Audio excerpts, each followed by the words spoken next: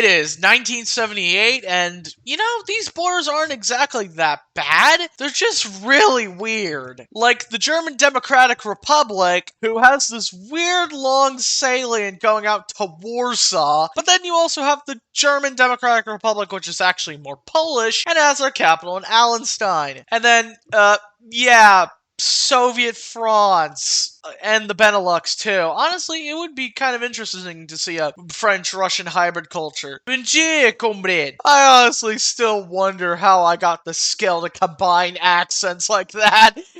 Oh. But yeah, it seems most of the border core in Europe is in the Italian Peninsula. The Balkan Socialist Union, who did they actually form the Balkan nation? I don't even know. And then you have Republic of Ancona, Duchy of Modena?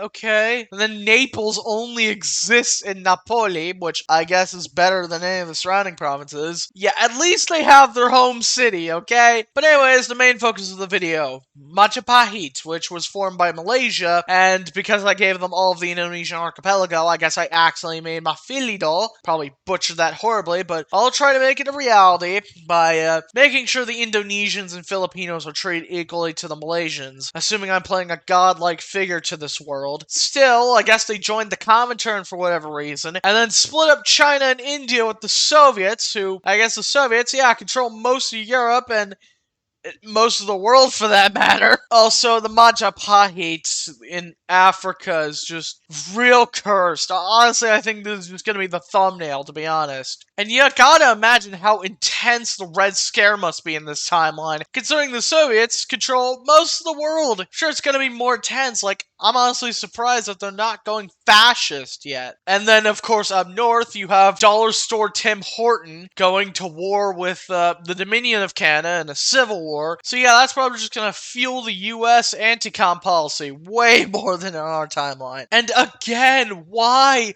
do the Kenyans get released, but only end up with Garissa? This is like the least Kenyan part of Kenya. This is actually the most Somali part of Kenya. So why do you keep releasing them here instead of, I don't know, Mombasa or Nairobi? Why? And then you have the Soviets taking random weird chunks of Egypt and Syria for whatever reason. Like, why? And this time, I was actually able to find a mod to shackle the AI. That way they weren't shitting out troops and lagging the game too much. Like, see, Nepal only has 4 divisions instead of, like, 10 or 12 that a lot of minor nations tend to get, which doesn't sound like much of a difference, but when it comes to the speed of the game, it definitely is quite the difference. But then, of course, you have the Democratic AI just releasing all these random nations that probably aren't going to do much because they didn't even bother to get most of these in the Allies. Really, the only one I see here is Senegal, but even then, they're going fascist for whatever reason. Looks like Japan was also divided, with Majapahit getting Hokkaido, Shikoku, and Kyushu, while the rest, on Honshu, was puppeted by the Soviets in Soviet Japan with this balding man, Kyuichi Tokuda. And of course, Kim Il-sung is back in Korea.